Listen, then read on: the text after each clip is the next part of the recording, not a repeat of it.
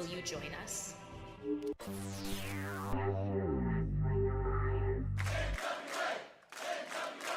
It's showtime. Good evening, ladies and gentlemen. We are tonight's entertainment. You're not here, you missing out, because this show... Ladies and gentlemen.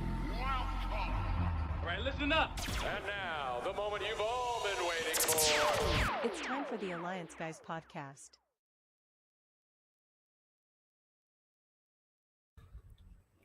Hey, what's up, everybody? I'm still trying to figure out the new app, but this is Jay Cal from the Alliance blog, and I am happy to inform you and let you know that I have a very special interview today that I will be speaking to a longtime friend of the Alliance, Mr. Tim Dixon. Some of the way back fans might remember Tim from his days with NWA Charlotte, one of the very cool, short-lived NWA territories from back in the wilderness years of the NWA. And we always had a lot of fun with what they were doing in NWA Charlotte. But Tim's involved with another project these days. It's called Wrestling Evolution. And we're going to talk about Wrestling Evolution. They have a card coming up this Saturday, October the 11th. So we're going to talk about the NWA Charlotte, Wrestling Evolution. And I'm sure Tim's going to bring up the Dodgers at some point. I can't stop it, guys. I'm an Angels fan. I'm not digging it, but I'm sure he'll throw it in there. Anyways, without any further ado, joining me tonight, Mr. Tim Dixon. Oh, there it is. There it is. Already. I timed that perfectly. That was perfect. Welcome to the show, man. How have you been? I've been great. I've been, like we were just talking before we went on the air. We haven't spoken in a long time because NWA Charlotte was in 2009. Wow. After that, I did work with NWA New Beginnings, which was Greg Price's even shorter lived promotion in conjunction with his Fan Fest. But in part of that, I got to call an NWA World Heavyweight Championship title switch. Was that the Adam Pearce and Blue Demon and Phil Shatter match? Yes.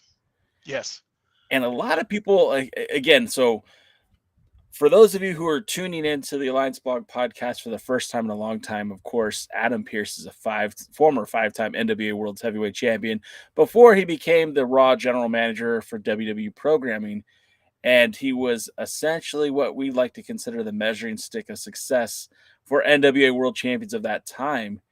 And when he defeated Blue Demon Jr. and Phil Shatter in that triple threat match, Phil Shatter was one of the hot up-and-coming pro wrestlers out of Georgia, out of NWA Anarchy, and had a lot of positive momentum going his way. Blue Demon had held the title, I think, almost 2 calendar years, had been competing internationally and for a lot of the promotions out here on the West Coast, but very little NWA title defenses for Blue Demon on the East Coast. The New Beginnings was a really big deal. And for Adam Pearce to win that title, that set up his third run as World Heavyweight Champion and definitely pushed the NWA forward at a time when they definitely needed some positive momentum. So those were good memories for me. I hope they were good memories for you. Do you? Oh yeah, absolutely. Because it was a triple threat match. Demon came in holding the title. It was a triple threat match. He was eliminated first. And so the entire room just kind of stopped because we all realized, wait a minute, we're going to have a new champion because the current champion just got eliminated. And so like the entire room just went silent. And of course we're going crazy. Dave Marquez, another friend of yours, was doing commentary with me.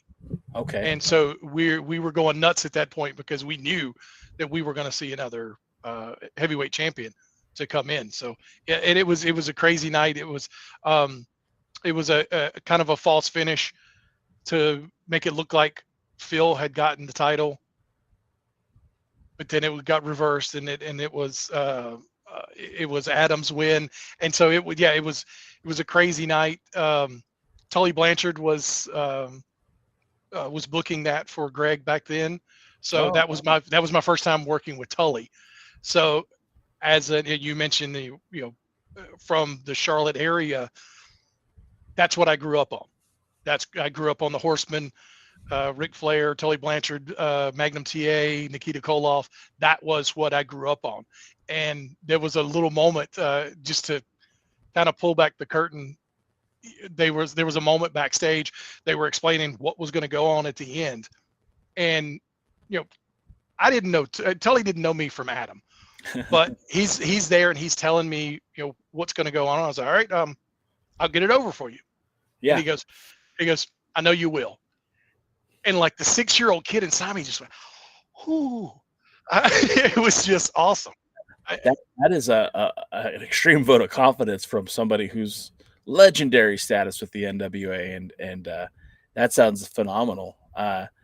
So when the match was happening, besides having to carry David Marquez on commentary, Phil Shatter at the time was very popular, especially in the Carolinas, big time, because he was already working for NWA Charlotte, and then in New Beginnings, he was very much an important part of what Greg Price was doing then. Did you feel like it was and this is just your opinion, please, did you feel like maybe he should have won the title that night, or do you think Pierce was the right decision? I think Pierce was the right decision, but I think it was also a test to see what the crowd did. I mean, there was going to be, of course, you're in Charlotte, North Carolina, there's going to be a certain amount of people that are going to go nuts for him. Yeah. But there's a lot of other people there from elsewhere. So I think Bob Trowbridge who was at the time was the NWA president, wanted to kind of gauge what the reaction was. And it was overwhelming. I think it was a huge reaction. Of course, you got the hometown kind of thing, but I think it was above and beyond that.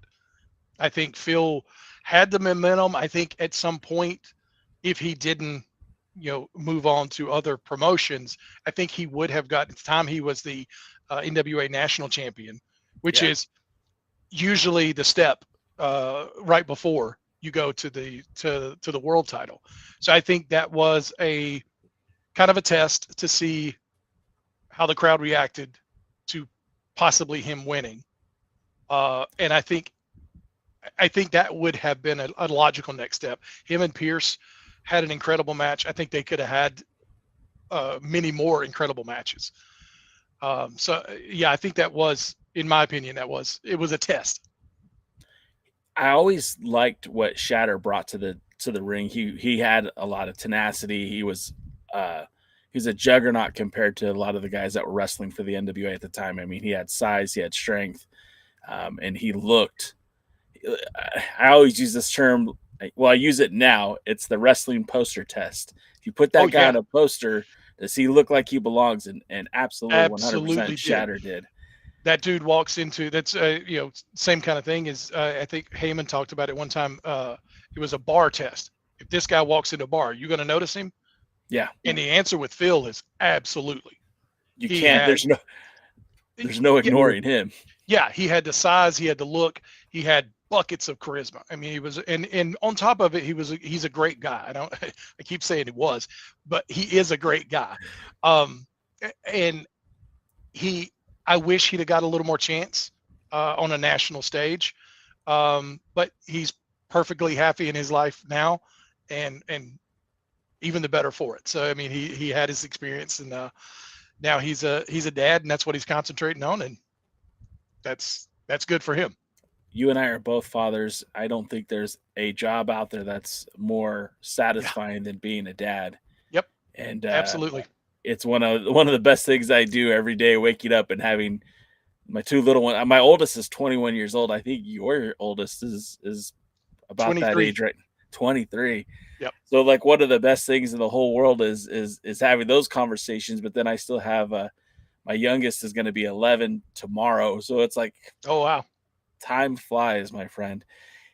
Anyway, let's talk a little bit more about your passion for pro wrestling, because obviously I don't think anyone gets into independent wrestling to make a fortune. I think we all do it because it's a passion project. We love pro wrestling, and it's like you said, you grew up, in the Carolinas watching Horsemen, watching Tully, watching Flair, watching Dusty, Nikita, the Road Warriors. Don't want to call them the wrong name. And it's similarly to you. Like when I was growing up, I think I'm just a hair younger than you. I grew up, out here on the West Coast. So we got the WWE programming, WWF programming. And then we were one of the first families in my neighborhood to have cable. So I started to tune into, Saturday night and I forgot what the early morning show was, Main Event, I think.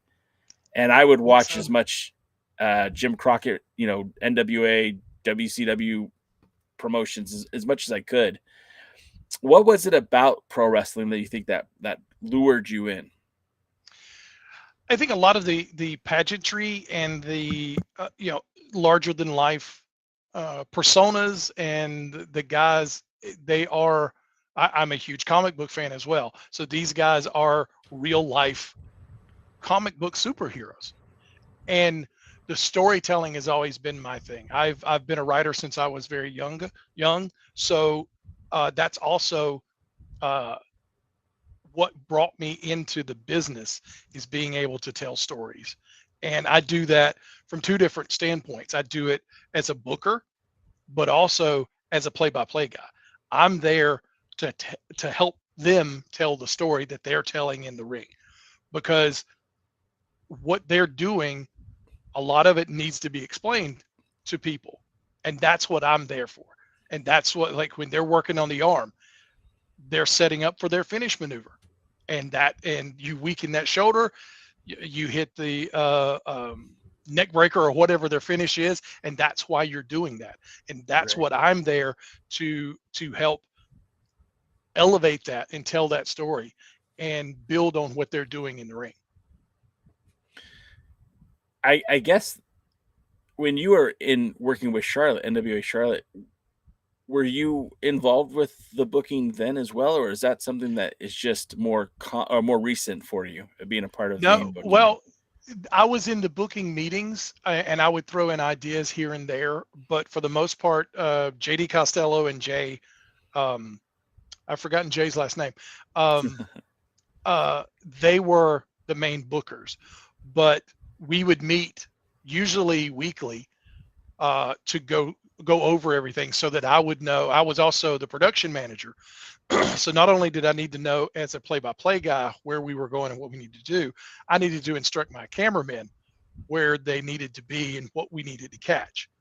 So I would get all that information and then have it for the show, give it out to the camera guys, and then have my own notes myself.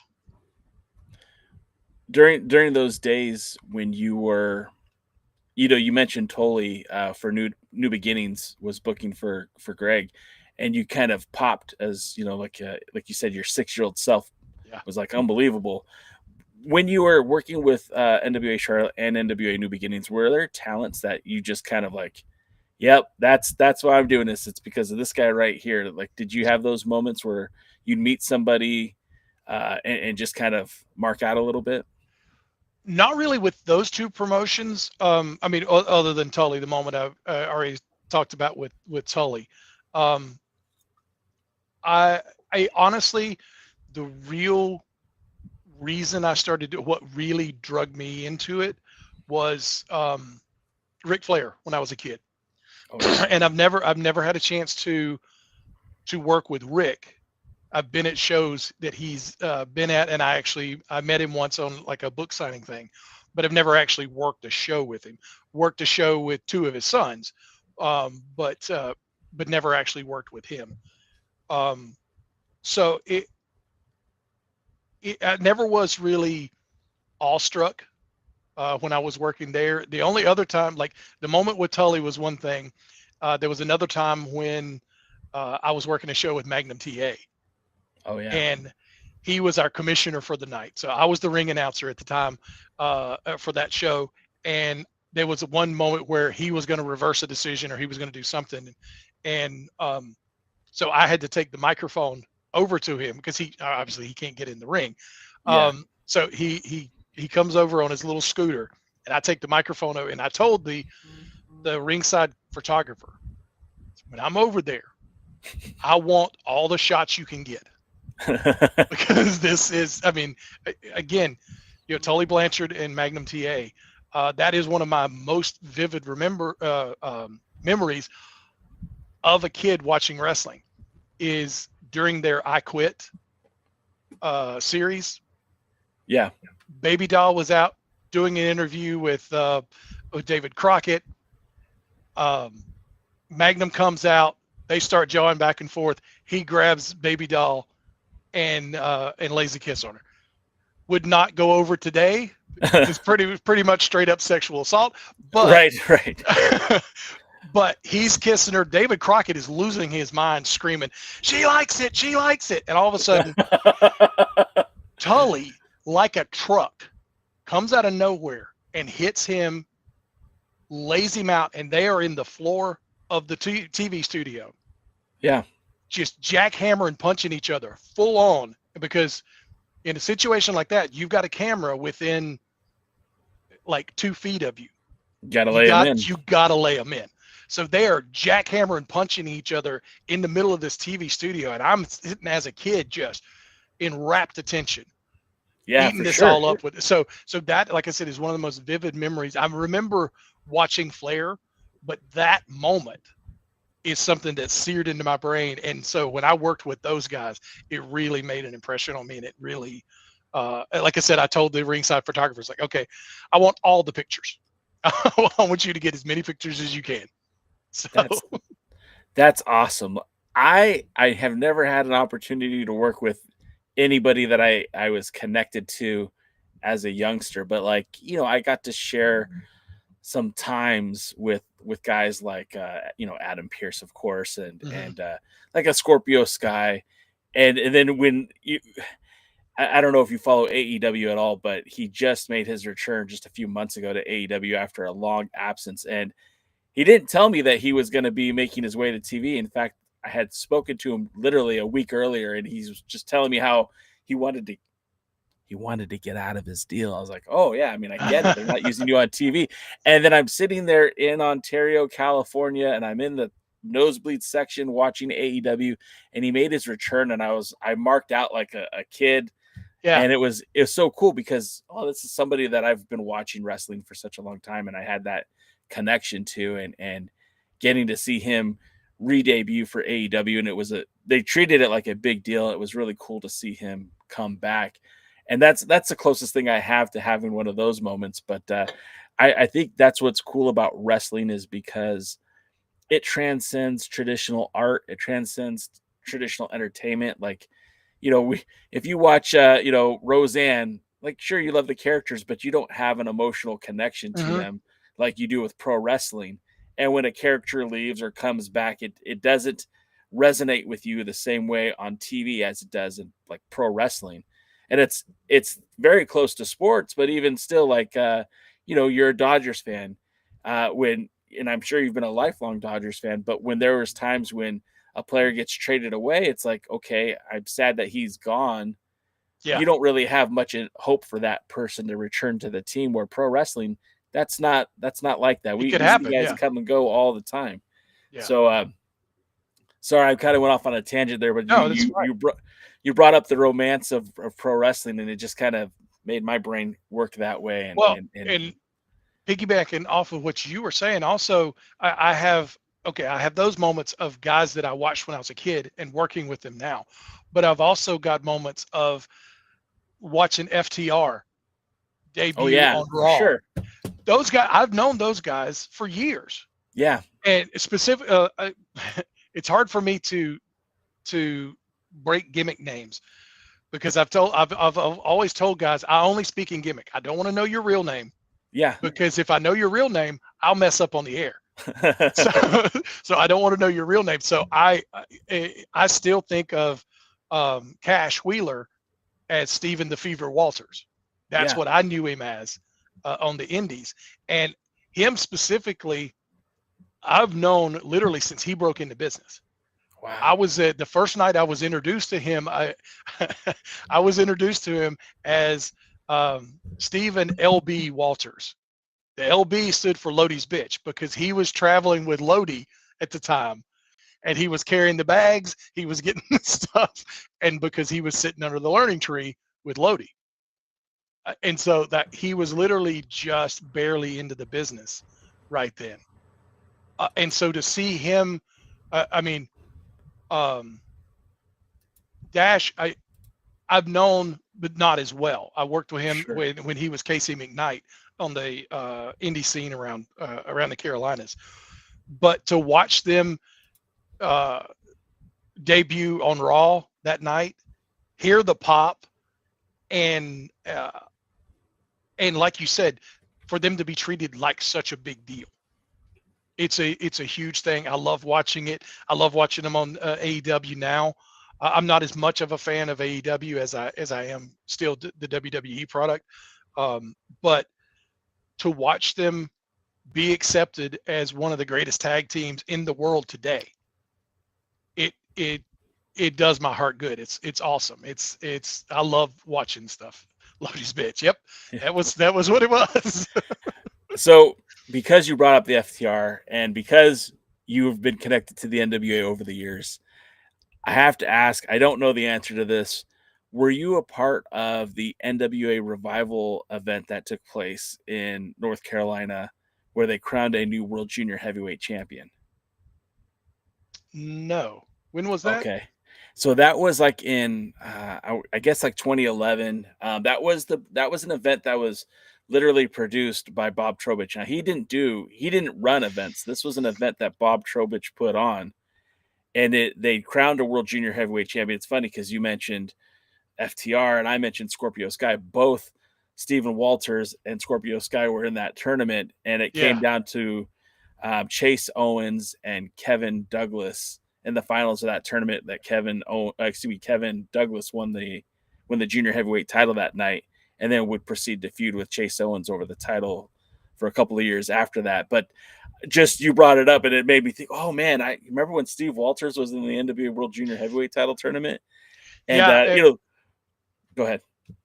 Bob actually ran a couple of shows in Charlotte, and he called them NWA in Charlotte.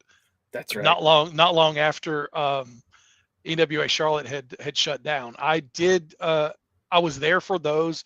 I only basically ran camera at ringside because he had all the help he needed. They weren't doing like a video product. So what I shot at ringside was all that ever existed. But yeah, actually, and this may be the best place for me to ever ask this. I mentioned before the NWA New Beginnings.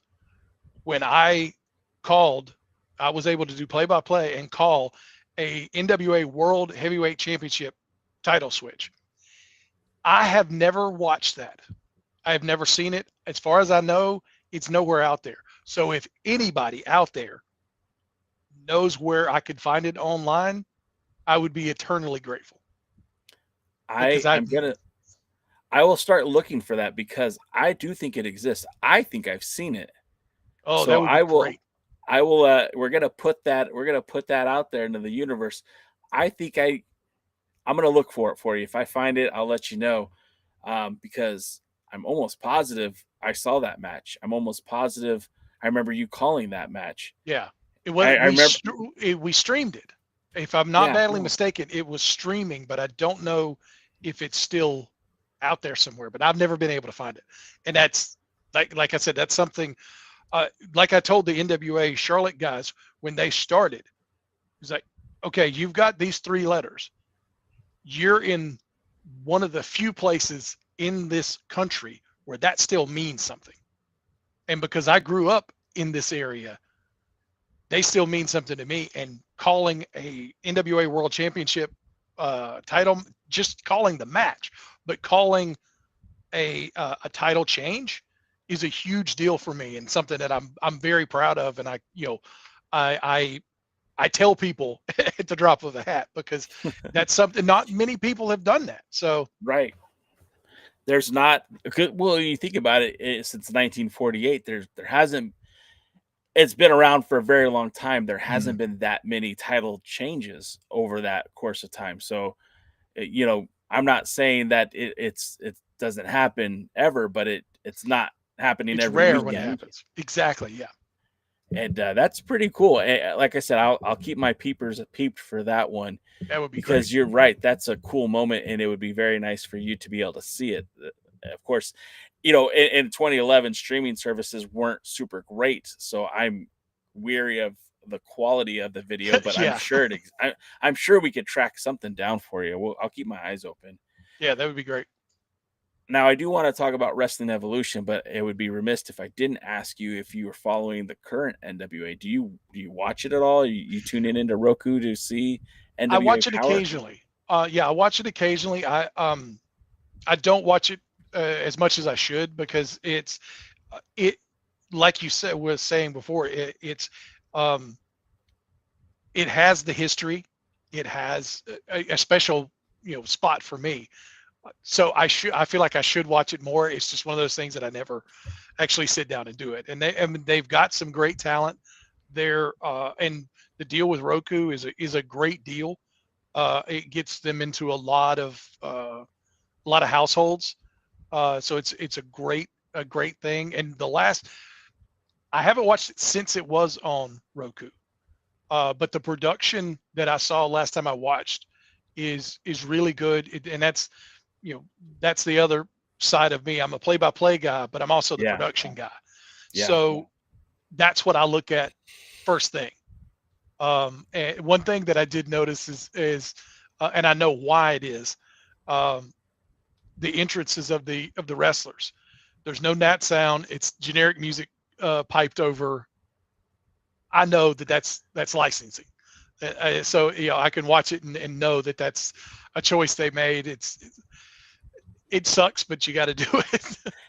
They've gone back and forth with that, and it's kind of weird because you say licensing, and that's an excellent way to look at it, because you save a lot of money if you're not using music that you have to pay for. But I genuinely think it was a way to cut down showtime, so like that helps too.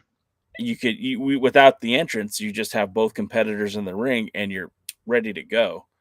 I see the benefit to that, but I also feel like the pageantry of a wrestler coming down with the music, and the fans can elicit a reaction just based on the music. Like there's a wrestler, and I don't know if you're familiar with them, but Silas Mason, or just the Southern Six in general, they have a very distinct entrance song, and it's so different than anything else you'll hear on Power.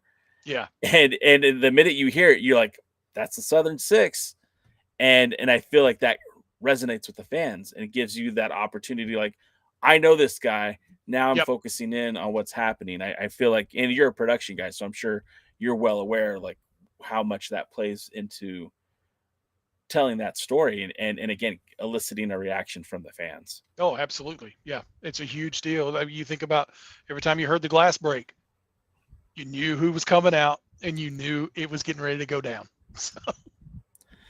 So then, and we're kind of jumping all over the place, and I don't think anyone's going to argue with us, but of course, this is the big event happening on Saturday, October the 11th, Wrestling Evolution.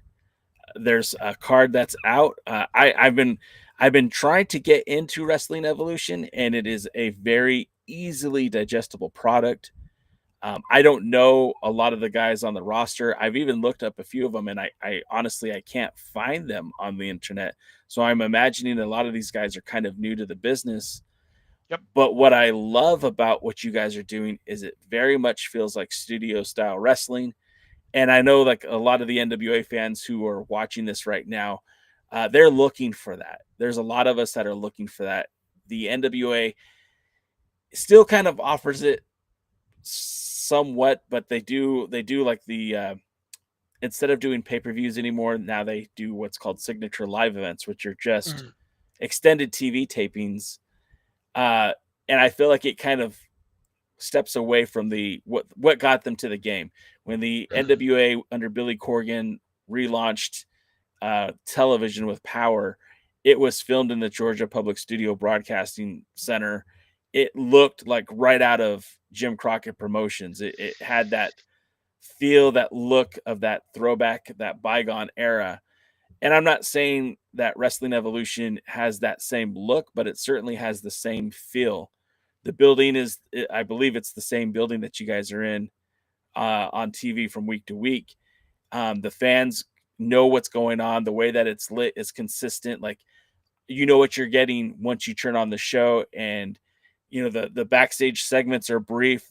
It puts over the talent. You have commentators who are knowledgeable of the talent. I was watching the episode today, and I don't know much about the cream pie guy, but I'll never forget the cream pie guy. And so let's talk about Wrestling Evolution. Let's talk about how you got involved with Wrestling Evolution, and smarten me up. What's going on with Wrestling Evolution? Yeah, Wrestling Evolution is a promotion that started in 2023. I had actually pretty much gotten out of the business. I hadn't done anything in several years. And I started seeing posts about Wrestling Evolution coming. And I don't even remember how I did it, but no names were attached to it. And nobody was saying like who the promoter was. But I kind of figured out who it was. And it's a guy that I've known for 20 years now. That is the thing. 2025 is my 20th year in the business. Wow. That kind of blows my mind. But he was one of the first guys. This is Tim Wilcox, the CEO. And if you watch our show, he's the damn boss. That's what he says every time. And he's so damn good at that, at being the evil jerk boss. You can tell he enjoys doing it too. Oh, absolutely. and to the point that, and the crowd loves it, because to the point to where a couple of months ago, he was like, we're in a booking meeting. He was like, okay, I'm done with this the thing I'm doing now. I'm going to kind of step back to where it's not me being involved. It's them pushing the storylines forward. And he wasn't on the show like with his own little segment for a couple of months. And there were people going, where you been? What's, we enjoy screaming at you and you just being a jerk while you're out there. So, so it's part of the fun of being at Wrestling Evolution. And yeah, he started, he was posting things about Wrestling Evolution. I figured out it was him. So I pinged him on Facebook and just said, hey, is that you? And he said, yeah, it was. I said, well, if you need, it's, I'm not really looking to do anything, but you want a ring announcer, I can do that. Or if you want, and he's had a couple of promotions before where one where I was the commissioner. So I said, you need a ring announcer or you need a commissioner, you let me know. Otherwise, I'll be in the crowd. I'll have a ticket and I'll be in the crowd because it's something close and it's fun to watch.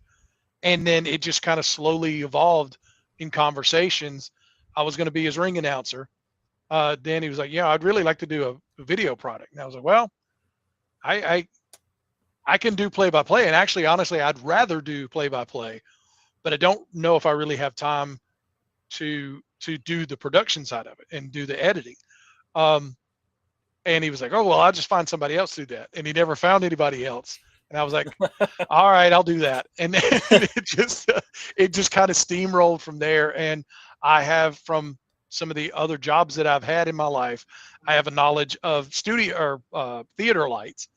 So I then started, I was like, hey, we can get some lights, put them on trees, and I can program them, and it'll actually, it'll be synced up with the music as they come out. And we've slowly evolved and gotten more and more.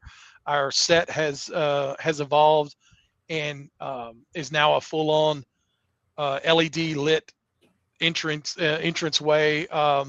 It's something that I'm extremely proud of because it sets us apart. The look sets us apart from any other independent promotion, especially in this area. But I think around the country, it gives us a look that makes you sit up and notice. And so that's where that kind of, like I said, it kind of snowballed into the part that I play now. And we're referred to as the two Tims, because new guys come in and they go, oh, I'm Tim Wilcox, the promoter. I'm Tim Dixon. I'm the other Tim. the guy that does production and play by play. So, but it's something. It's a passion project for all of us. We all have, and not just me, but I call us the executive committee. There's like 4 of us that meet and go over booking and what we're going to do and come up with, basically throw ideas off the wall and see what sticks. And we're all of the same mind. We know what we want to do. We know we want something special, and we hang our hat on our episodic storytelling. That's what we take an approach to. We know where we want to go. This book backwards from there. I love it. So that we've got storylines now that are playing out that have been going on for a year or over a year. Actually, the Allen brothers or Allentown storyline has been playing out for longer than a year. It's a huge undertaking. It can be hard to do with independent wrestling, but if you give the people something to hang their hat on like that, we have gotten then a point in case. Justin Kindred Allen is one of the Allen brothers, a part of Allentown is what they call the faction. It's 4 brothers: Robert, Steve, Mason, and Justin. Robert and Steve were our first tag team champions. Mason was our longest reigning legacy champion. That's our middle belt. He was undefeated he was 19-0, I think. And he was the legacy champion for 1 day less than a year. Yeah. And Justin was kind of the runt of the litter. He was the put upon Allen. He would come in and he would help. We would actually write it up in booking. Justin takes his obligatory bump. He would come in and interrupt the finishing move from the other wrestler. He would take that bump, and then the other guys would get the win. And so we built this up to where he was put upon. We had people in the crowd going, "You don't need them. You need to stand up for yourself." But that's his brothers, and that's what he always he wanted to help them out. And so we built that and built it until he finally stood up to them, and he had a match against Mason for the Legacy Championship, and he won. Right. So he broke the undefeated streak. He beat Mason. He actually Robert and Steve ran in too, so he beat all 3 of them to stand up for himself. That was the biggest pop I've ever heard in Wrestling Evolution. It was the most emotional moment that I've ever seen in Wrestling Evolution. If you go back and you watch that episode, you can hear my voice crack. And it was real emotion. It wasn't kayfabe. I wasn't making it up. That was real emotion because he had talked to us, and again, you're pulling a little too much of the curtain back, but he had talked to us going, "Are you sure you guys want to do this? Are you sure?" He kept expecting us to decide, "Nah, we don't want to do that. We don't want to put the belt on him." But he's just such an earnest kid. And he goes in there and he busts his ass. Pardon me, I don't know if I can curse, but no, you can. Yes, very good. He goes in and he busts his ass. He will do anything we need. He'll do anything he's asked, and he just wants to make the show better. So that's the kind of kid that you want to see succeed. And I have to stop calling them kids, but I'm old enough to be their dad, pretty much all of them. So, but when he won, he rolls over and the ref comes over and raises his hand, and he goes, "I did it." And the look of shock on his face, I think until that moment, he honestly didn't think that we were actually going to pull the trigger. Wow. And when he rolled over and he looks out at the crowd and he goes, "I did it," that's when it really hit me, and emotion hit me, and you can hear my voice crack when I'm calling this moment. And it's a special moment. It's something that I'll never forget. And it's moments like that I love creating. It's stuff like that like I said, it had built for so long. The crowd was so ready for it. And when he won, the reaction was off the charts. Love it. Absolutely love it. There is a talent that will be appearing at your show on Saturday named Jada Stone. Now, I've been fortunate enough to see Jada Stone actually wrestle multiple times here in Southern California, but I know that she was also wrestling in Japan with the Tokyo Joshi Pro Wrestling, wrestling with AAA, doing matches in Baja California, and all over the world, really. And as I was looking into Jada Stone a little bit more, I mean, she's appearing with New Japan Pro Wrestling Academy, Reality of Wrestling, Prestige, FSW, a lot of places, and recently, I guess, signed with TNA Wrestling as well. I mean, she's been all over the place, and she's a native of South Carolina. Does she appear for you guys frequently? Is she a regular for you guys? No, this will be the first time she's there with us.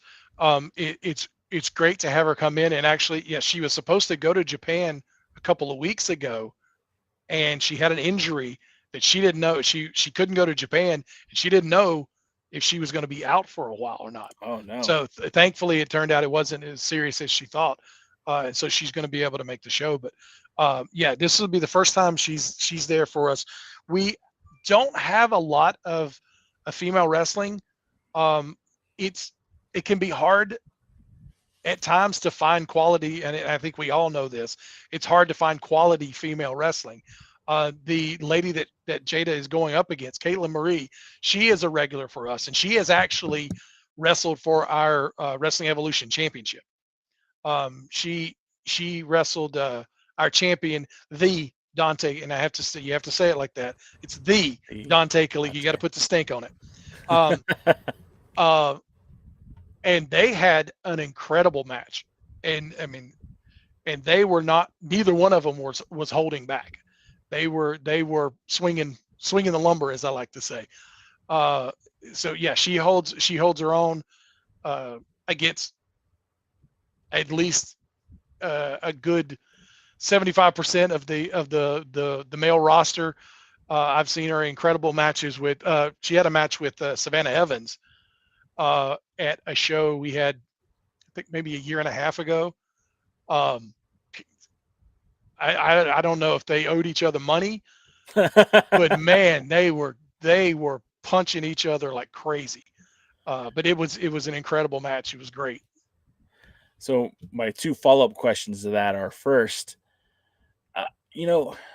I personally am not a huge fan of intergender wrestling. I understand why it exists, and in some ways it can work. I've seen matches where I'm like, okay, this works. Did the North Carolina audience react positively to the intergender wrestling, or was it something that they had to be sold on? No, they did, and it's because we have sold Kaitlyn Marie as such a badass, and that's, I mean, she swings for the fences, and that is the case. There's not a ton of female wrestlers that it's now believable for her to be in there. I mean, yeah, that's why it's like Savannah Evans is a good match for her, because they're both big bruisers. But yeah, our crowd has accepted many matches like that. Savannah Evans actually came back and wrestled Mason Allen for the Legacy Championship. Wow. And it was a great match, and it's, if you do it properly, and you do it right, you can make it believable, and Kaitlyn Marie is one of those special talents that can make it believable. So then my next question is, you've been with Wrestling Evolution for its inception. Where did you guys find the talents? Like, where do these kids come from? I mean, you could say kids. I'm going to say kids because yeah.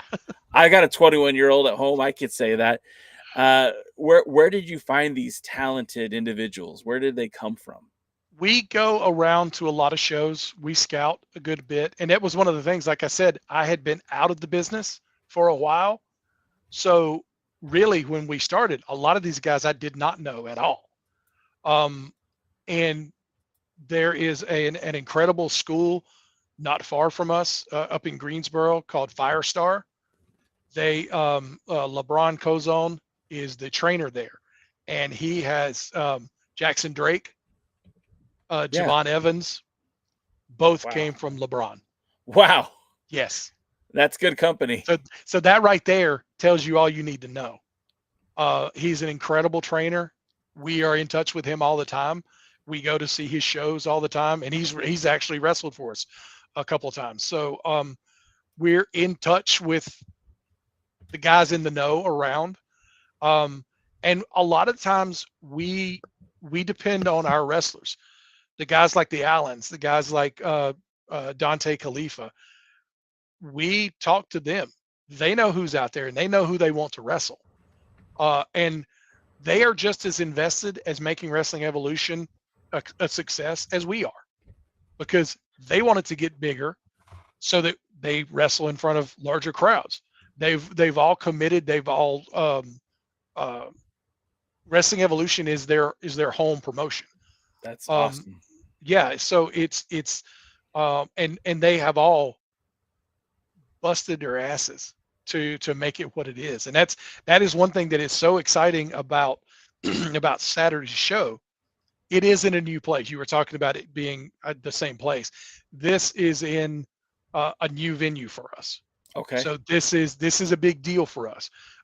It is at the Weathers Arena in Shelby, North Carolina, at the Cleveland County Fairgrounds. So in this new venue, we don't have the ceiling restrictions that we have in the campground.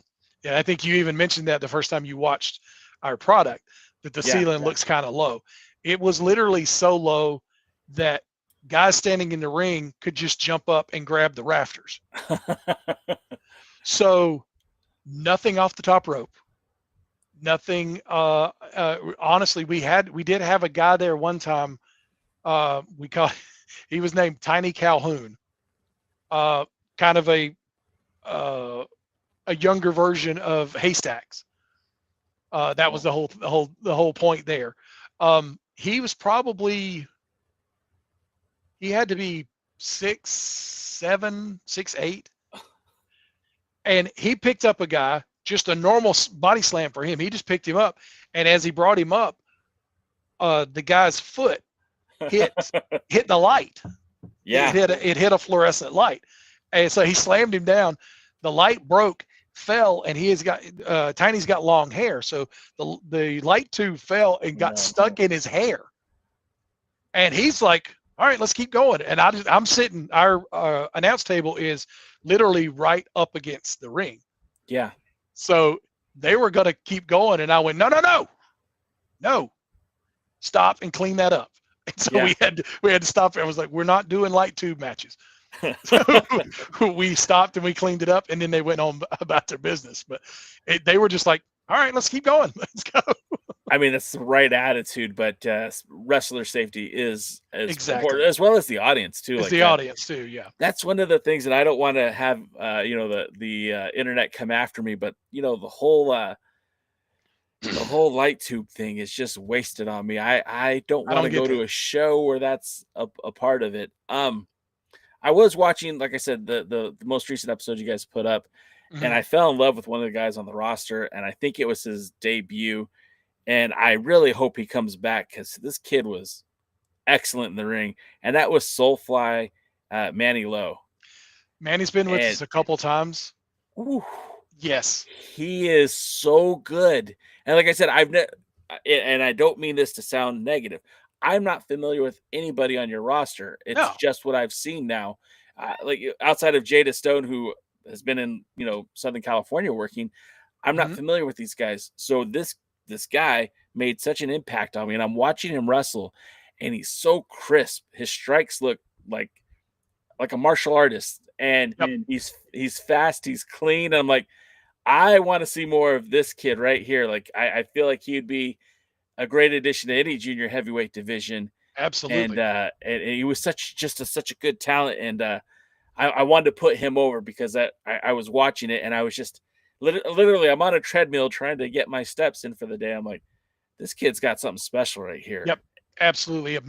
He's been with us a couple times, and he is one of those guys that, like, anytime we can get him, and obviously he stays pretty busy. Yeah. He was so fly. Yes, he was so fly. Yeah, I mean, Manny is an incredible talent, and that's the thing. We have built, rather than go after names and put names on a lot of shows, we have built our own stars.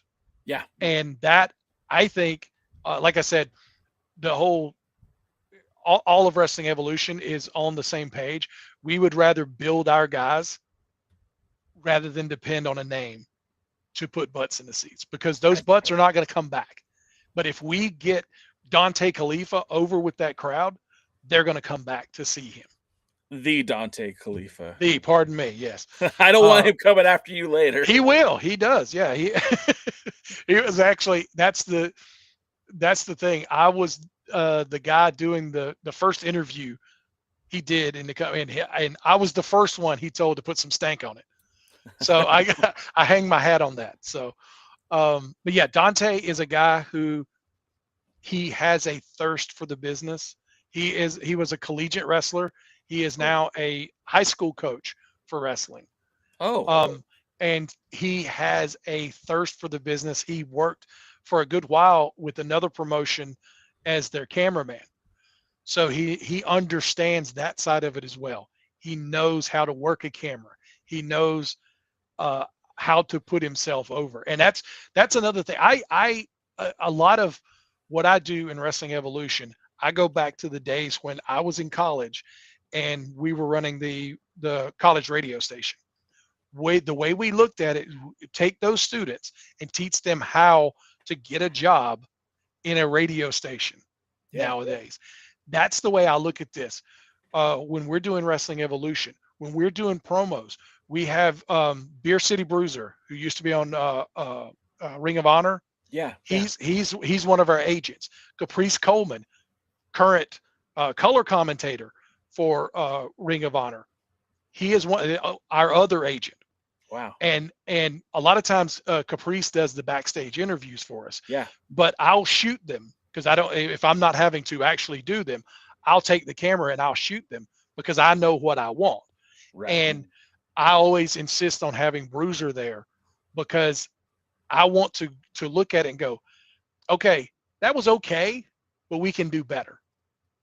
Think about this. You want to have a button to hang everything on at the end. You don't just end it.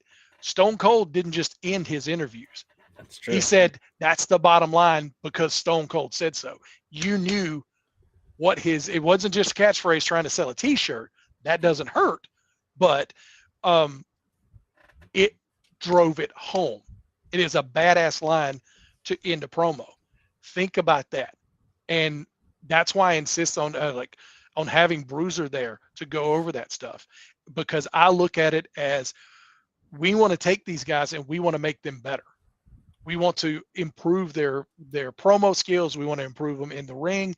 So we have Caprice and Bruiser will split the matches up and they'll go over the matches with them, give them ideas if they're not thinking of anything. And I think one of the biggest things they do is go, okay, these guys are doing this spot in this match. You guys can't do it in yours. Yeah, that's so good.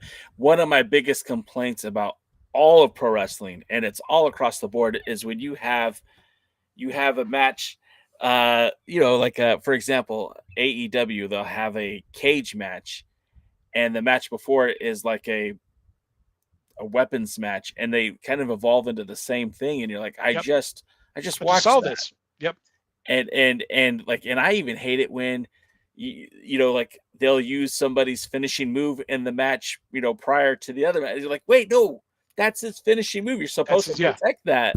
Yep, exactly. So I appreciate that as a fan. Like that's one of the things that irks me more than anything is give me something fresh. I want the hot takes. I want the, I don't want this match to look like anything like I just saw. Yep. And I feel like there's a lot of I think that's really good for pro wrestling, and I think it's good for the fans too, because if everything starts blending together, then those moments don't feel as crisp, and then the reactions die down. And then well, why do I want to go to this show? It's the same thing every week. I'll just watch it on YouTube. No. If you give them something that's fresh and looks different, and each match has its own unique feel to it, then you have to be there. You have to see what's going to happen. So I love that's something that you guys instill on the wrestlers, and that's coming from you and even the agents that are calling these matches. That's and what a great Caprice Coleman is one of your agents. What a feather in your cap. That guy just a few years ago was wrestling in the NWA, and they kept talking about how old he was. I'm like, don't mention how old he is, because nobody would know if you didn't say how old he was. That's his moniker. That's his moniker now, the Ageless Wonder. Yeah. And he just opened his own wrestling school too, so that's going to be another conduit for talent. And if you watch Wrestling Evolution, Chayce Coleman, Caprice's son, is one of our mainstays. I did not know that either. That is another guy to keep an eye on. He has since we have our biggest heel faction is called the Drip. Yeah. Since he joined the Drip, he has really just, to my eyes, has blossomed. When he turned heel, because he was, when he was a face, he was very 80s kind of, smiling. This is kind of a happy-go-lucky kind of guy, and that's fine. There's a place for that. Sure. But when he went heel, he really turned a switch. And when we revealed the Drip was all together with Dontay Khalifah, it was the night that Dontay won the championship. We have a thing like the Money in the Bank. It was called the Ascension contract. Dontay won that, and then for months he had been teasing that he was going to cash it in on the champion. And so he had basically our champ at the time, Don Furio, had said, okay, you got my attention. You don't have to keep sneaking around. Next month, you got your shot. Leave the contract at home. You come, we'll have a match. Straight up, man-to-man, one-on-one. So they come out. They have their match. It gets to a certain point. Dontay goes under the ring. He grabs a sledgehammer, and he goes after Don. Automatic DQ. Right. But he's got the contract. So that right there, again, is not something you're going to expect. And that's what we try to come up. We pride ourselves on being able to surprise the crowd. But it didn't stop there. As soon as he cashed in his contract, he won the title belt. Then he motions to the entrance, and the Drip comes out. And it's revealed that he's the one that has been orchestrating them the whole time. And they proceed to lay waste to the entire locker room, including yours truly. Oh no! Because they had been after me. They had threatened me a couple times in interviews and stuff like that. So when the Drip comes out, they make me get in the ring and said, you need to interview the new champion. So I'm like, I don't know what you guys are doing. We need help. Don's laid out. They had laid out all the refs. So I'm like, we need medical help out here. Yeah. When I said we need medical help, I get laid out with a chair. Oh. And get laid out in the ring. Roster starts running out, and they lay waste to everybody. Wow. And then Caprice comes out as like the voice of reason to try to talk to his son, and they go to attack Caprice, but Chayce stops him. Okay. And he's like, okay, yeah. See, now you'll have a little sense coming back to this. Chayce drops back behind him, drops down, and gives him a nut shot. And the betrayal, yes. And the crowd is going nuts. Everybody's laid out in the ring. I haven't moved since I got put down. So all this is going, I'm laying face down in the canvas. All this is going on. I'm going to get stepped on. I know it. Yeah. Because the whole time I'm laying there, I'm like, somebody's going to kill me. And we like, okay, this is all going crazy. All right, everybody clear the building. We make all the fans get out. We evacuate the entire building. Wow. I mean, you've been to a ton of independent shows. Yeah. That's one of the cool things about an independent show. You can stick around and you can talk to the favorite wrestler. Not that night. No, and they were pissed. Yeah. The crowd was pissed because we made them get all the way out and then like put stuff over the door so that they couldn't see in. Wow. Nobody moved until they got all out of there. Wow. But we had people, we had other wrestlers around calling, going, "What happened? I heard you guys got shut down. What happened?" Yeah. No, the commitment to the bit is amazing. I love it. Absolutely, yeah, and yeah, me committing to getting hit by a chair. That was. Did you at least get your hands up? It got me in the back, but okay. Well, that's still unfortunate, but yeah, I had the suit jacket to absorb. Well, you're doing all right though. I mean, you're sitting here, you're not in a body cast, so I guess that's true. Yeah, okay. Yeah. Now, you mentioned the Drip. They'll be in a 6-man tag match at Point of No Return as Chance, Coleman, and I hope I'm saying it right. Oh, Chayce Coleman. Chayce Coleman. Oh, I put an N instead of a C. I apologize. Yep. I have a tendency to do that sometimes. Sabrino Ali and Bash Caliban. Yes. They take on the Legacy champion Justin Kindred Allen, Jake Tatum, and Gabriel Kai. How did this match get put together?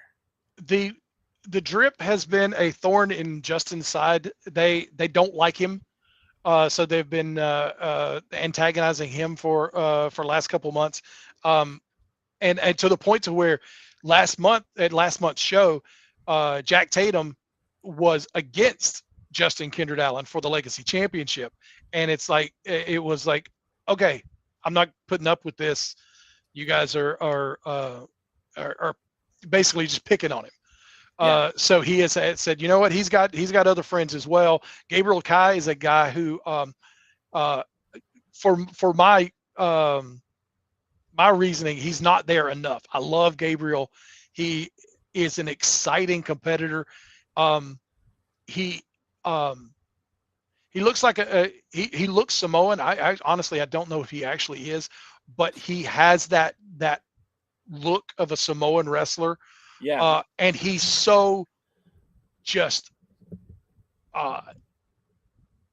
lighthearted. He's such a fun, positive guy. I love having him there, and he's a fun guy to watch. He and Bash Caliban have history as well, because they were a tag team at one point.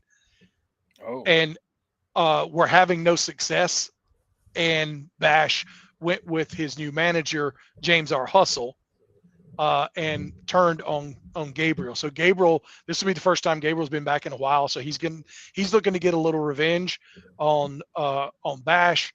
The Drip is trying to get at Justin. Justin's trying to get back at the Drip. Again, we have a storyline behind almost every match, and that's something we hang our hat on. And I believe, if I'm not mistaken, Sabrino Ali was the opponent for Soulfly. Yes. Yeah, Brino, phenomenal athlete as well. Yes. Just want to throw that out there too. Yeah, Brino is another guy who he has an incredible mind, and he is, again, pulling back the curtain. He understands you don't have to go over to get over. I love it. That's a mentality I think is missing a lot in the independent scene these days. I do want to get to some more of the matches, because this is a stacked card. And again, this all takes place this Saturday, October the 11th. We're in a new building. It is the Weathers Arena in Cleveland, the County Fairgrounds in Shelby, North Carolina. Doors are at 6, bell time 7. You can get tickets at thewitnesstheevolution.com. More matches that are on the horizon. Tommy Okami taking on Chayce Emery. I think I know Tommy Okami from the first episode that I watched. Tommy's part of the Drip. Tommy is a member of the Drip, and Chayce is a local guy. He's from the Shelby area. He is also a collegiate wrestler. He looks like a collegiate wrestler. He's got the cauliflower ear. Oh yeah, absolutely. That's a nasty one too. But yeah, he is a great guy. He's got a very kind of throwback character. The first time we did promos with him, he kind of shocked me because it was like Ricky Morton was standing there. It felt like a Ricky Morton 1986 era promo that he was cutting. He's a very old school dude. He's a good kid. He's phenomenal in the ring. Absolutely phenomenal. So that's going to be a fun match. That is a very interesting comparison because Ricky Morton, probably one of the greatest baby faces of all time. Oh yeah. And if this kid has even just an ounce of that, I mean, the sky's the limit for him. Yep. And then we also have Luke Fury taking on Elliot Shock. What can you tell me about these two gentlemen? Elliot Shock, unfortunately, he is a great competitor, but he has yet to secure his first win in Wrestling Evolution. He's been here a couple of times. The last show, he took the loss to the Cream Pie Poppy, Reyhan Inteus. Yeah, such a great name. It is absolutely the greatest thing. You know, the crowd was chanting cream pie. They'll chant diabetes. Oh, diabetes. No. That's a whole other and we'll get to him when we get to his match. But Elliot, I love him. He's like I said, he has yet to secure his first win in Wrestling Evolution. He's been trying, but he, as a heel, is one of our better heels. He gets it. He didn't even set up a merchandise table at our last show. He just stood there the entire time. Doors open at 6, bells at 7. He spent that entire hour walking around inside the guardrails and just antagonizing the crowd. He was over as a heel before his music even hit. They hated his guts. And again, is one of those kids that just get it. And that's who we want to work with. That's who we love working with, because you can stoke that fire and let them do their thing, but also give them the encouragement and ideas to do different things to make themselves better. And then Luke Fury, I hate to go back to Ricky Morton again, but he's a kid who reminds me of Ricky Morton a lot. He is a third generation wrestler. Oh, okay. And he is, I think he just turned 18.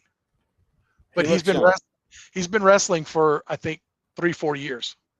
Wow. So yeah, he started really young. Again, like Jackson Drake, he started when he was and Javon started when they were 13. Wow. But Luke, he has been, because he's a third generation wrestler. Leilani Kai took him under her wing, okay, and trained him, and she took him to NXT. He was sitting front row at NXT when it was in town a couple weeks ago. So she knows where to take him to get him under the right learning trees. But I've seen him in a match do something that Ricky Morton told me one time, what he would used to do when he was taking heat in a match. He would sit there, find one person, usually a female, because Ricky's not stupid. Yep. Find a female in that first row, lock eyes with her, and reach out and go help. Oh, I love it so much. I saw Luke do that in a match one time, and I was like, dude, I know where you got that. That's awesome. Yeah. That's the kind of stuff that wrestling needs. Yep. It's something that I don't know why that hasn't been passed down. And I'm not trying to take away from this, but like, we have a kid out here, and I say kid, but he's a grown man. Danny Limelight, who was the United Wrestling Network world champion. He was in California as a babyface, and everywhere else he worked as a heel. But he was so good at eliciting that reaction when he was getting beaten up, because he's not a big guy. He would be considered a junior heavyweight. Always kind of reaching to the crowd, making eye contact. You're like, that's it. That is it. but then he's like this great heel everywhere else. Yeah. And then he just turned heel in California too. So it's now he's all heel. But I love it's the simple things. And that's the thing about pro wrestling that never, it's should always be in vogue, is the little things that connect a talent to the audience, whether it's a baby face or a heel, just that look of disdain or that look of help or hope. It goes so far in pro wrestling. Yeah. Sorry, I had to mention that just because as soon as you painted that picture, I was seeing Danny Limelight do the same thing. We also have the tag team match with the Allen brothers taking on the Step Friends. Let's hear about these guys. Yeah, the Allen brothers, like I said, Robert and Steve are part of the Allentown faction. They were the inaugural Wrestling Evolution tag team champions. They lost it in this is what started the downfall of Justin Kindred Allen in the Allen family. They had a match with another tag team called the Other Guys. It was a 3 stages of hell match. And Wilcox, our benevolent leader, had stacked the deck against the Other Guys because at one point the Other Guys threw him knocked him out, threw him in a trash can and rolled him out. That's neither here nor there. Sure. But the third fall in the 3 stages of hell match was a special referee fall. Justin was the referee. At one point, the Other Guys had both Robert and Steve with crippler cross faces with the belt. And if you watch our the open to our show, the image of Steve being choked with the belt is in the open. So Justin got scared for his brothers and quit for them. And that was what started kind of the downfall of him being in there. So they are still trying to make their way back to the tag team championships. And this is a number 1 contender match. Okay. For the tag team championship. The Step Friends are a special team. Drew Adler and Paul Lasher. They're prone to, when they tag in and out of the match, it's as violent as if they're hitting their opponent. I don't understand how these guys can be partners or even friends because they beat the crap out of each other as much as they do their opponents. So it's an interesting matchup. They have wrestled before. The Allens lost that match because Justin interfered again. So so it'll be interesting. They've vowed that if they see Justin anywhere around, they're going to beat him down. Sure. But he's got his own things to worry about with his 6-man tag match. So hopefully it'll be a straight match and we'll get a new number 1 contender for the tag team championship. Then we have the 2-on-1 handicap match. The aforementioned cream pie. Am I saying it right? Reyhan Inteus. Reyhan Inteus. And he's going to be taking on 2 men, and that's Yahya and Ian Maxwell. Yeah, this is another storyline that stretches back a long time. Last I don't remember exactly when it was, but it was last year. Reyhan won the Evolution Cup tournament, which named the number 1 contender for the Wrestling Evolution Championship. Wilcox, however, didn't like that he won. He had intended for Dontay to win it. Okay. So he, right after he won the Evolution Cup tournament and became the number 1 contender, Dontay used his Ascension contract to win the title. So he has been trying to get that title shot for a long, long time. Finally, 2 months ago, he got that match, but Dontay beat him. Okay. So last month, we had the Evolution Cup tournament again, and Reyhan won again. So this time he threatened Wilcox immediately and said, "We're not going to wait. This is going to happen in November. At Vengeance is Mine is our biggest show each year. November is our WrestleMania." Got it.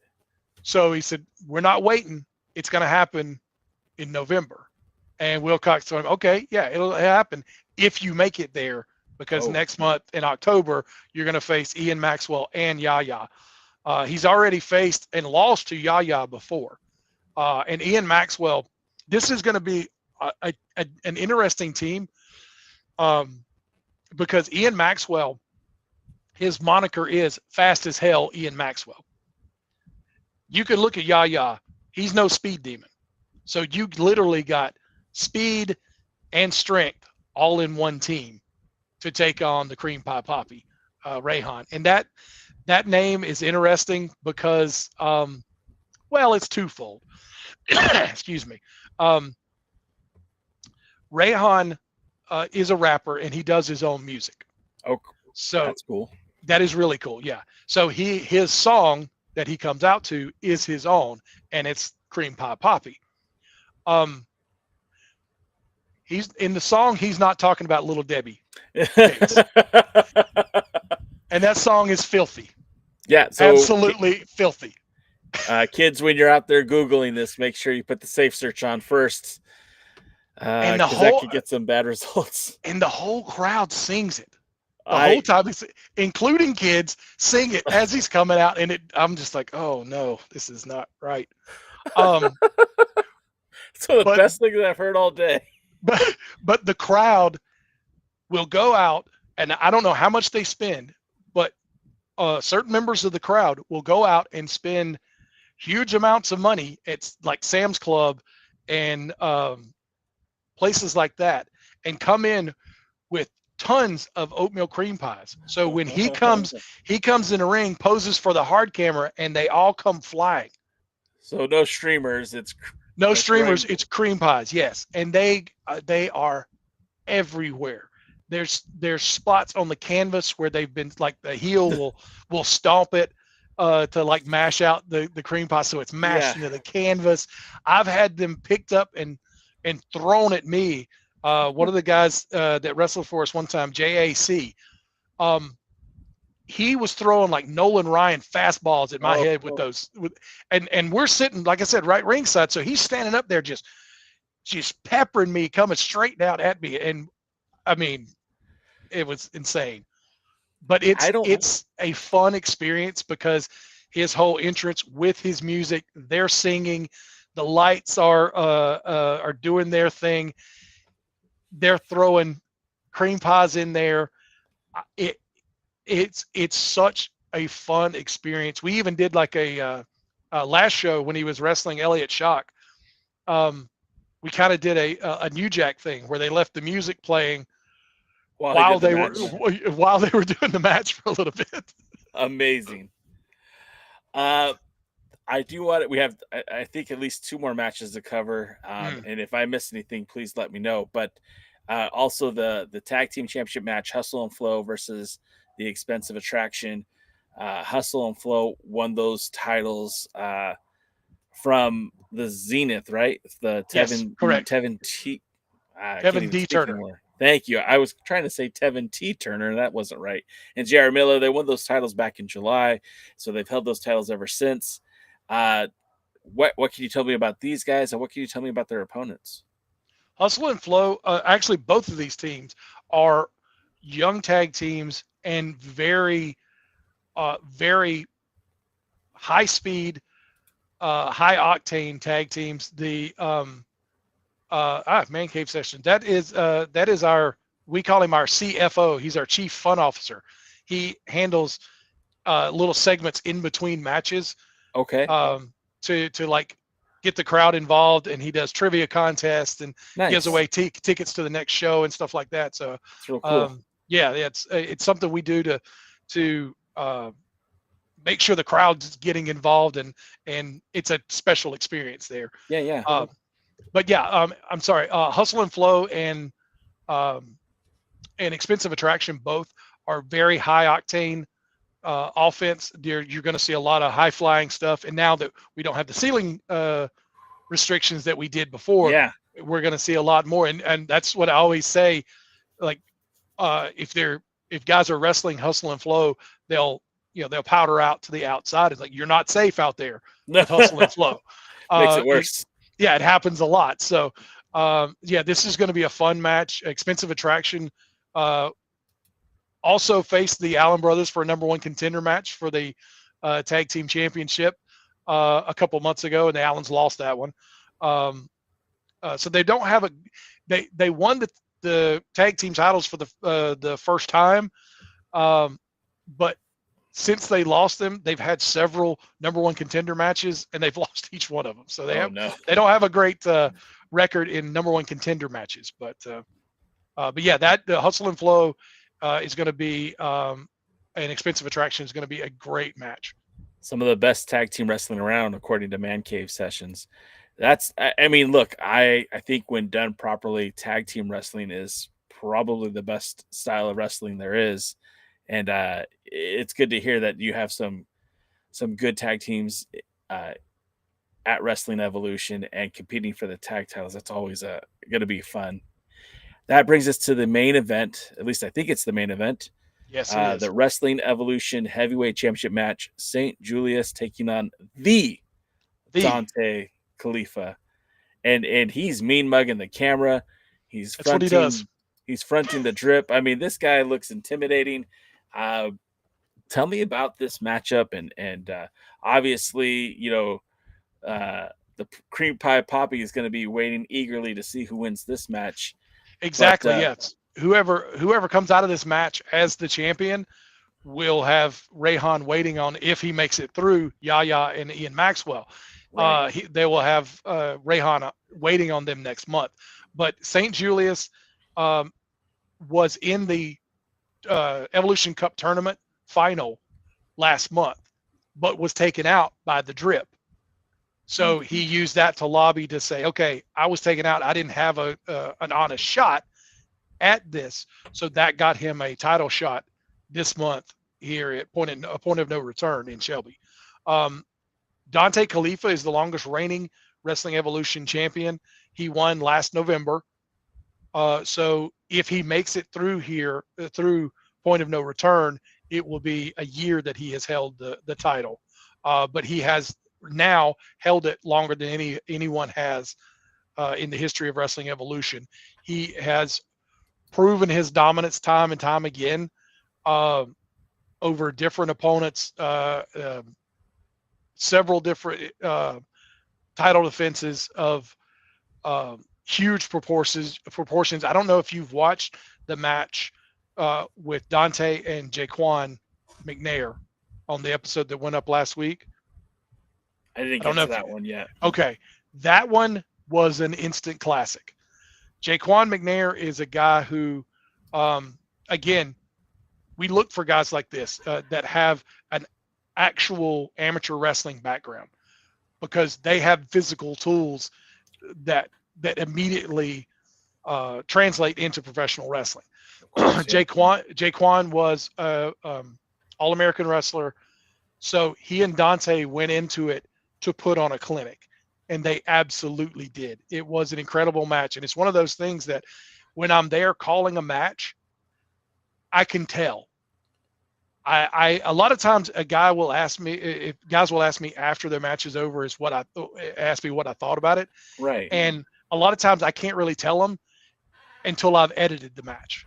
After I sit down, I do the editing, and then I can tell them what I thought.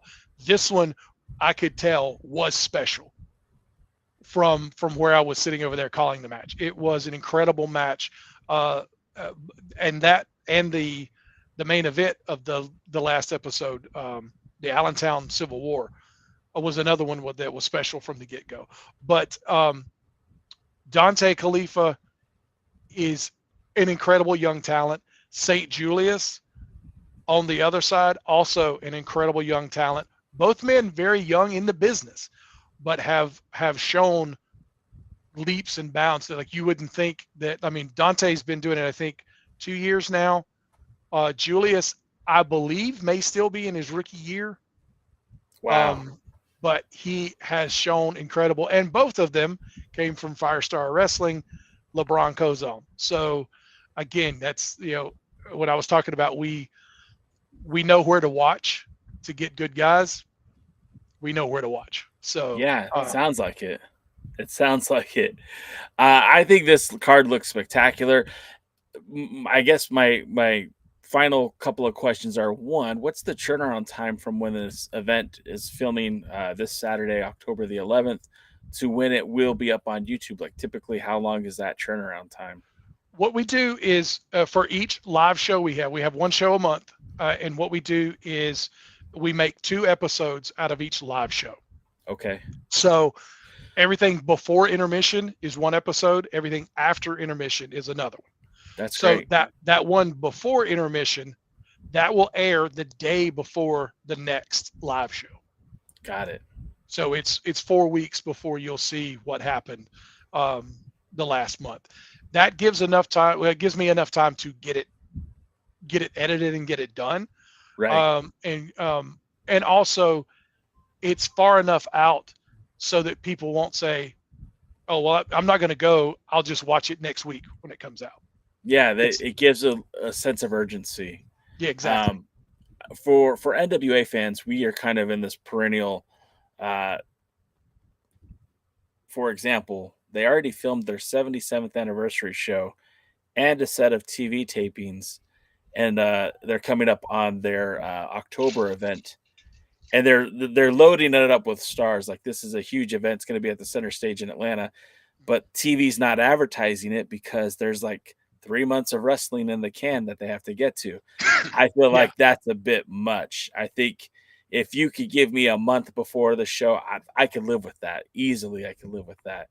And I mean, October's the days are going by so fast anyways that November will be here before you know it. But I think this card is definitely one that I'm going to check out when it does make its debut on YouTube. I'll be sure to check it out. And then my final question for you is, I see that there's a lot more events that are happening the rest of the year. I mean, you still have your November event, and then it looks like there's an event in December as well. And then it just kind of keeps rolling. Like, it doesn't stop. You got an event in January. You got actually 2 in January, because I don't think you have one in February.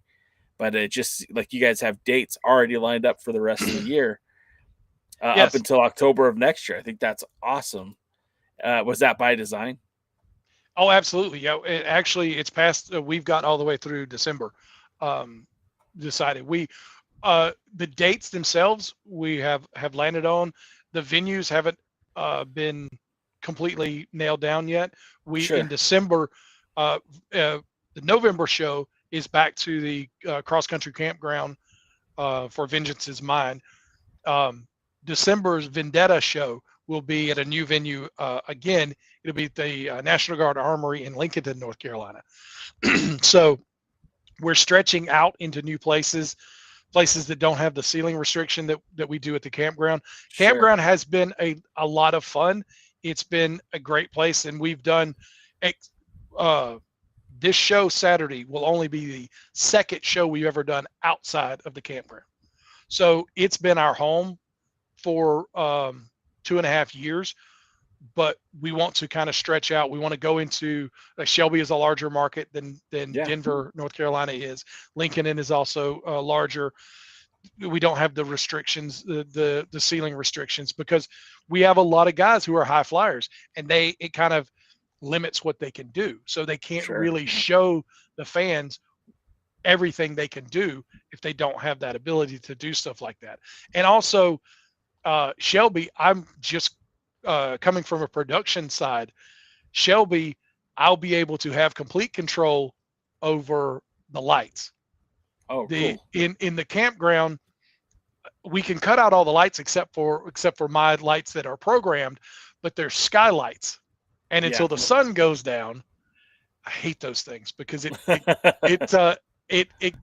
gives light that I don't want to be there, and so it's just a pain. But the Weathers Arena in Shelby It's completely enclosed, so I'll have complete control of the environment. I'll be able to use the lights the way I want to, and at the campground, I have to wait until it's sundown to get it to look exactly how I want it. So Right. but yeah, I'm excited about these new venues are going to be great, and then stretching all out into 2026. I don't know that we'll be going back to the campground if Weathers Arena and the Armory and Lincolnton work out the way we hope that they will. Yeah. We'll be doing those exclusively, kind of alternating. I mean, months there. I think that's for the best because again, that'll allow you to get the most out of your athletes. Plus, like you said, in terms of lighting, that's a plus too. We're about ready to wrap it up, but I'm going to push you on this one. This is a little difficult for you.